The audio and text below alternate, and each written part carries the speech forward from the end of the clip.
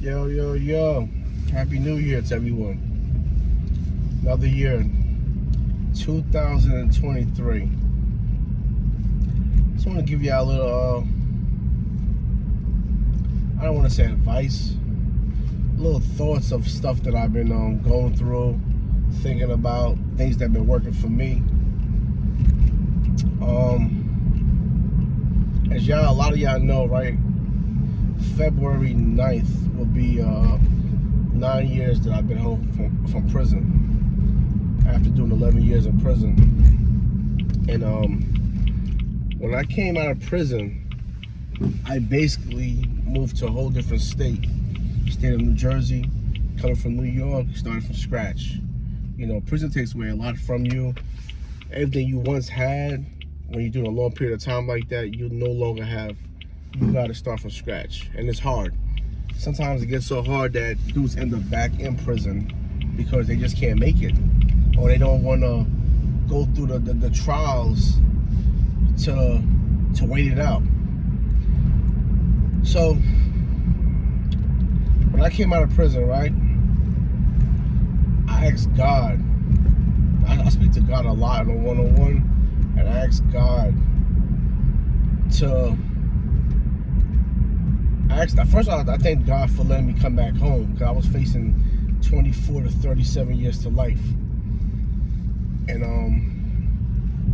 I thank God for getting me, bringing me back home to my family, letting me be able to still see a little bit of my life, And thank Him for that first. And then I said, God, can you put me in a situation that I could take care of my family and take care of myself? As a man, it's a lot of burden on us as men financially. Yeah, we got some good females out there that will hold it down, but as a man, you don't really feel well doing that. Like, my wife was good, she was stable, and she was able to hold it down. But as a man, I couldn't just I couldn't play on that. I had to do what I had to do. And I kept on asking Him for that. And I'm gonna jump around a little bit. God just don't give you money. When you ask Him for things, it gotta be righteous things. It has to be things that make sense, and He can put you in a situation that could really make that happen. And I asked Him to put me in a situation that I could be able to take care of my family. And a month after I came home, I was working at ShopRite, only making $8 an hour. It wasn't a lot of money, but the fact of me just coming out of prison, being able to find a job, it was okay for me at the time. I knew it wasn't gonna be my ending, but it was okay, And that was just signs to me that God was really helping me. Once, after 10 months of doing that job, like I said, I knew the money wasn't right. I asked God to put me in another situation to make more money to help me take care of my family. I ended up working at a uniform company for $12 an hour. I did that for 2 years.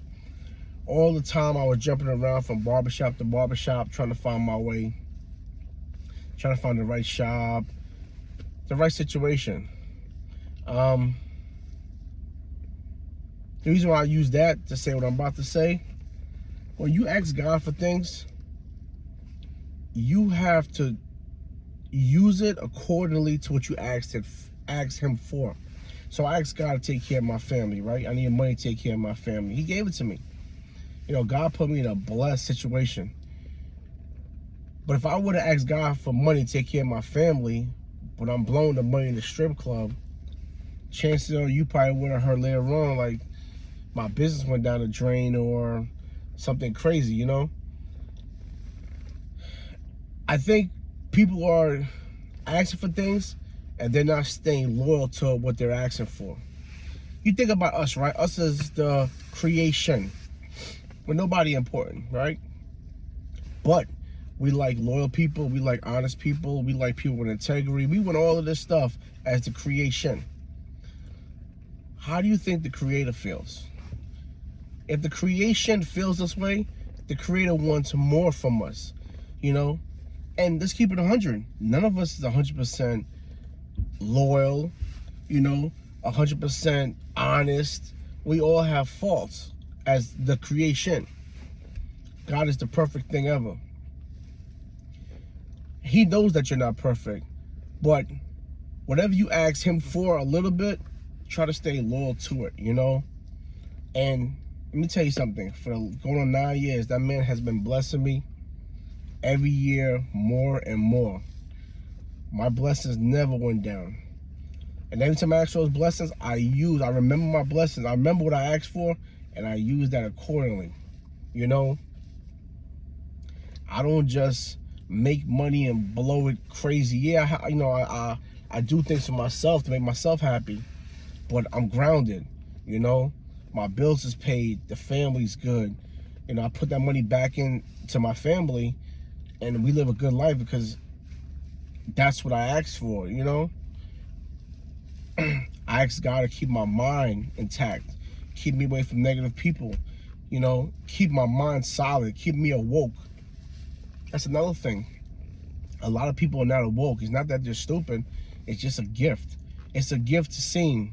It's a gift to be able to see things out, You gotta be awoke. So the ones that I see that come into my life that's not awoke and that's confused, because a lot of people are confused, I try to help them because God has He made me awoke in certain areas. So if I see you're struggling in an area that I think it's easy, I'll just help you. Nah, this is how you do this. This is how you do this. And I got areas that I need help in that I go to certain people for. Stay loyal to God, okay? There's no one else that can really help you in this world but him. Not no president, not no boss, not no nobody. It's just you and God. You have your personal relationship with God. Try to stick to it. Ask him for guidance. Always ask him for guidance. He's going to guide you in so many different ways possible. Open your eyes. Like I asked God, my new thing this year, there's times I wake up not happy. And I question myself, like, what the hell is wrong with you? You got everything. You have everything you asked for. I know what's wrong with me. I'm keeping it 100. I'm human. I'm selfish. I want more and more and more. So I said this year, I asked God, I'd ask him for no money. I asked God to make me more happy. Make me more forgivable. Make me more able to see things in life to make me a better person. It's just little things I'm asking for, something a little bit different, Because you don't want to start the new year and finish the new year the same way as last year. You never grow. That's the scariest thing for me to do, is end my year and I look back at the 12 months and be like, damn, I ain't doing nothing. I ain't accomplished shit. It's scary. I can't live like that. A lot of things I accomplished this year. I accomplish a lot of things every year, because that's just who I am as a person. I'm always trying to go, go, go, One of my biggest things I asked God for this year, too, was help my kids better. I want to help my kids for their future, because I don't know if my kids are woke as yet. They're still young, So I'm not going to wait till they reach their 20s, 30s to find out they're not awoke. No, I want God to help me right now to help them become awoke if they're not awoke. You understand? There's something else I asked God for. What else I asked God for? If something pertains to my kids, I forgot. I gotta go into my list. But yeah, man. I just wanted to touch on that. Stay solid to God and just be solid to what you want. The same way how we put time into BS in our life, put time into positive things, man. Like I tell people, man, God has given each one of us gifts. You got to tap into your gift. You got to know your gift. You got to know what you can do to touch the world. I touch the world with my hands. This is my gift God gave me. I'm always able to, I know how to draw. I know how to build stuff. I know how to cut hair. All this stuff I find pretty easy to do. This is a gift, I have a gift to create in my mind and make that thing happen. That's a gift. Everybody can't do that. You know, you got people that rap, sing. That's a gift. Utilize your gift. That's not what I want to touch on. You see how if you look carefully, you see what's going on with these rappers? They talk about getting out the struggle, getting out the hood in their songs, right? God gave them the opportunity to do that. They have more than enough money to do that, more than enough resources. But they keep singing about the same thing, but they're not doing what they asked for. And she was coming back on a lot of these guys, unfortunately, because I don't wish bad on nobody. You look at the brothers like Young Thug, you look at these brothers that's dying in the streets, that's rappers. You're asking, he's giving it to you, and you're not being loyal to him. You're making a mockery out of his blessings to you. And he's taking that shit away from you. He's taking it away. Right now, I always say, I keep telling a lot of my clients, Young Thug should not be in jail right now. Why? Should be in jail. I just did 11 years in prison. Why the hell would I come home and continue doing crime when I was bitching to get the hell out of prison? Understand? He blessed me with lesser time so I could come home early. I'm here early. I'm talking to you guys. So for me to do crime right now, to put myself right back in there, I guarantee I'll never be back out here. If I do a crime right now, I guarantee God takes away my blessing that I asked for, and he'll put me away for life probably. Because I don't deserve to be here. You understand? I think it's a game. I think it's a joke. A lot of people play with God, man. Oh, let me tell you something else too happened, right? When I first came from prison, right? I went to jail in 2003. I seen this BMW 5 Series, 535 XI, when I first came home. I remember as clear as day. It was like a navy blue tan interior. And I didn't know the years at that point, like what year the car was. I just knew it was a nice car. And my wife had a 3 Series. And we was driving somewhere one day, and my wife 3 Series looked just like the 5, but it's smaller. I told my wife we should get one of those cars. It's bigger for the family. I didn't have no money to buy no car. So I wanted her to trade her 3 in to get the 5. She says a nice car, but she don't like big cars. She's a small person. And she said, why don't you get it?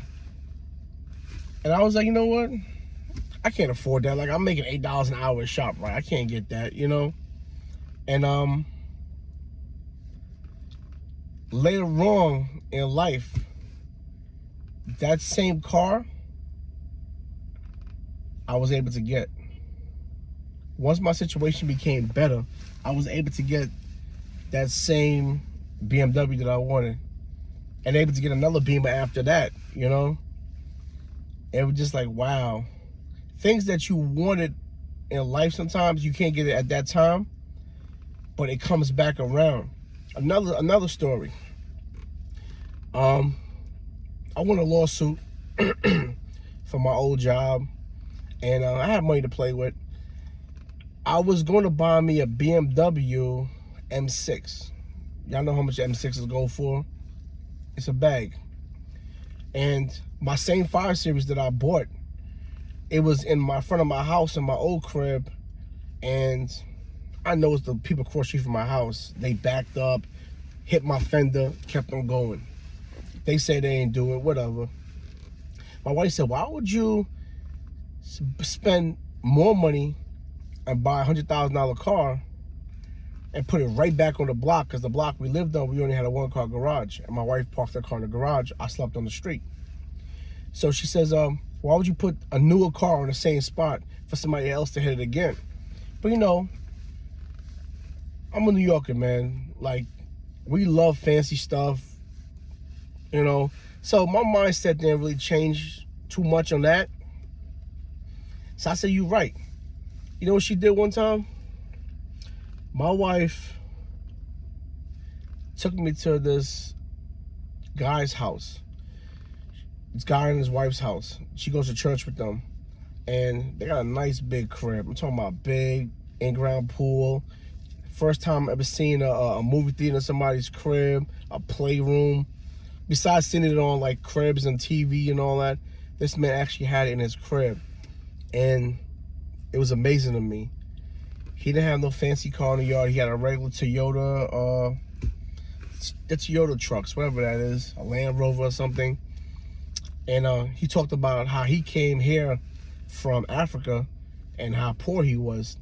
And his dream was to get an acre of land and build a house on it. His house was sitting on 2 acres. And very humble brother, man, very humble brother. And that day when we was leaving his house, I was like, wow.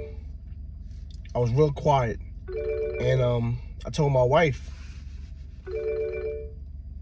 we gotta move. Yeah. Forget me buying this BMW now. We gotta move. We gotta move. I want something bigger. After seeing that crib, here it is now. We was able to move. You know, I got a nice house. I got 7 rooms. I got a 2-car garage. I got a pool. I got a movie theater. My daughter got a playroom. I was able to do more. And you know what? I asked God for that. God put me in a better situation that I could give my family something nice. And what happened? Around that same time I asked God for that, my business of being a barber started booming. Like, I went from being a $30,000 a year barber to shooting up like out of nowhere. It literally happened like in 1 week, and I was like, what the hell is going on? And it stayed consistent. My business just kept on growing and growing. And I was like, wow, this is a blessing, man. Like, it's a blessing that God put the trust in people to trust me, you know? And the blessing this overall blessing that I got from him. So I said, man, this whole conversation I'm telling you about just talk to God, man. Believe in God. Believe in God. Talk to him. Ask him for stuff. It comes true. And you know, you gotta like me, I drive around, look at nice people's houses. Me and my brother will go back and forth on social media, send each other pictures and all that. It's very inspirational to do that. You know, positive people do positive things. Stay around positive-minded people. You know, I'm a type of dude, if I see you in the streets and you fly, and you clean, and you pulling up nice, I don't size you up like I want to rob you. Like, nah. I'm really trying to get your attention and find out what you do for a living. You know, maybe it's something that I can do. I like seeing people do good in life. That hating stuff, nah, you gotta get that shit out your head, man.